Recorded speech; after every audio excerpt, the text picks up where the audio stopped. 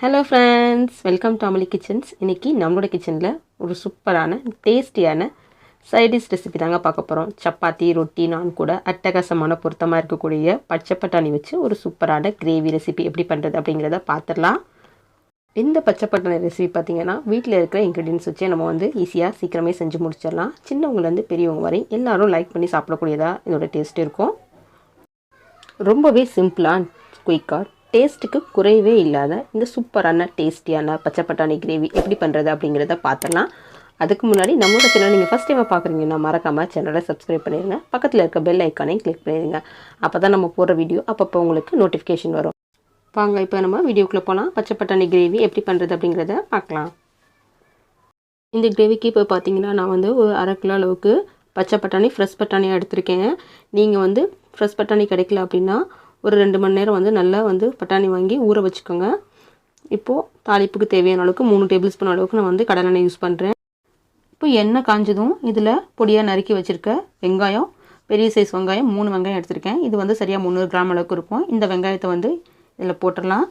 வெங்காயத்தை வதக்கிட்டு இருக்க போகும்போதே இதுக்கு தேவையான அளவுக்கு உப்பு சேர்த்துக்கலாம். நான் ஒரு டீஸ்பூன் அளவுக்கு உப்பு சேர்த்துக்கிறேன். உப்பு சேர்த்துட்டு வெங்காயம் வதக்க போகும்போது சீக்கிரம் வதங்கும். வெங்காயத்தில் அந்த உப்போட ஃப்ளேவர் இருக்கும். இப்போ இது கூடவே பார்த்திங்கன்னா ஒரு கொத்து கருவேப்பிலை சேர்த்துக்கலாம். கருவேப்பிலை வெங்காயம் நல்லா எண்ணெயில் வதக்கட்டும். ரொம்ப வெங்காயம் வதங்கிடாமல் ஒரு மாதிரி கண்ணாடி பதத்துக்கு வெங்காயம் வந்த பின்னாடி இது கூட பார்த்திங்கன்னா இஞ்சி பூண்டு பேஸ்ட் சேர்த்துக்கலாம். 3 டேபிள் ஸ்பூன் அளவுக்கு இஞ்சி பூண்டு பேஸ்ட் சேர்க்குறேன். இதையும் பார்த்திங்கன்னா எண்ணெயில் இதோட பச்சை வாசம் போகிற அளவுக்கு நம்ம தொடர்ந்து வதக்கிக்கலாம். இப்போ இஞ்சி பூண்டு பேஸ்ட் நல்லாவே வதங்கிடுச்சு. இந்த டைமில் பார்த்திங்கன்னா இது கூட 3 தக்காளியை நல்லா அரைச்சி பேஸ்ட் பண்ணி எடுத்திருக்கேன். அந்த பேஸ்ட்டை இதில் ஊற்றிடலாம். இப்போ தக்காளி பேஸ்ட்டை இது கூட ஊற்றிக்கலாம். தக்காளி இஞ்சி பூண்டு பேஸ்ட்டோட பச்சை வாசம் போகிற அளவுக்கு நல்லா வதக்கணும். பின்னாடி இது கூடவே காரத்துக்கு ஒரு 2 டீஸ்பூன் அளவுக்கு மிளகாத்தூள் சேர்த்துக்கிறேன். அதில் 1/2 டீஸ்பூன் அளவுக்கு பார்த்திங்கன்னா மஞ்சத்தூள், 2 டேபிள் ஸ்பூன் அளவுக்கு மல்லித்தூள் சேர்த்துக்கலாம். 1 டீஸ்பூன் அளவுக்கு கரம் மசாலா தூள் அதையும் சேர்த்துக்கிறோம். 1 டேபிள் ஸ்பூன் அளவுக்கு சீரகப்பொடி.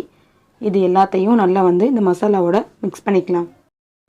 மசாலாவோட பச்சை வாசம் போகிற அளவுக்கு நல்லா பார்த்திங்கன்னா நம்ம வதக்கிக்கலாம். எந்த அளவுக்கு மசாலா வதக்குறோமோ அந்த அளவுக்கு அந்த பச்சை ஸ்மெல் இல்லாமல் இதோட டேஸ்ட்டும் பார்த்திங்கன்னா ரொம்ப நல்லாவே இருக்கும். இப்போ இதோட பச்சை வாசம் போகிற அளவுக்கு நல்லா வதக்கிடாச்சு. இப்போ இந்த டைமில் பார்த்திங்கன்னா 1 கப் அளவுக்கு நான் தயிர் எடுத்துக்கிறேன். புளிக்காத கெட்டி தயிர் சேர்த்துக்கோங்க. தயிர் நல்லா மசாலாவோட பிரட்டி விட்டுக்கலாம். எண்ணெயும் மசாலாவும் தனியாக திரிஞ்சு வர அளவுக்கு இதை கொஞ்சம் நேரம் குக் பண்ணிவிட்டு அதுக்கு பின்னால் பார்த்திங்கன்னா இதில் நம்ம பச்சை பட்டாணியை ஆட் பண்ணிக்கலாம். இப்போ பச்சை பட்டாணியை இந்த மசாலாவோட சேர்த்துடலாம். சேர்த்துட்டு பச்சை பட்டாணி மசாலா நல்லா ஒன்றா கலக்கிற மாதிரி நல்லா இதை பிரட்டி விட்டுக்கலாம்.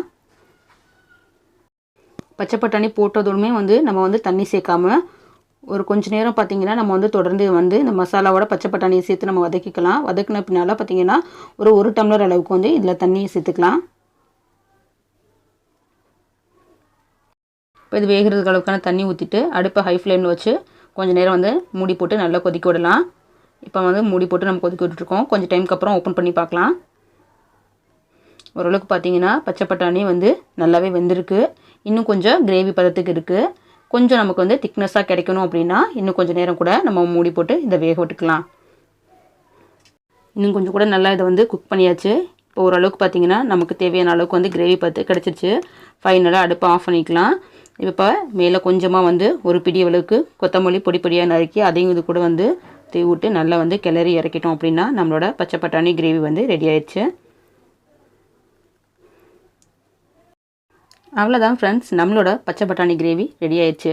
ட்ரை பண்ணி பாருங்கள். சப்பாத்தி கூட, ரொட்டி கூட, நான் கூட அருமையான சைடிஷாக இருக்கும். நம்மளோட இந்த வீடியோ பிடிச்சிருந்துச்சுன்னா லைக் பண்ணுங்கள். உங்கள் ஃப்ரெண்ட்ஸ் அண்ட் ஃபேமிலிக்குள்ளே பார்க்கணும்னு நினச்சிங்கன்னா இதை ஷேர் பண்ணுங்கள். மறக்காமல் சேனலை சப்ஸ்கிரைப் பண்ணி பக்கத்தில் இருக்க பெல் ஐக்கானையும் கிளிக் பண்ணுங்கள்.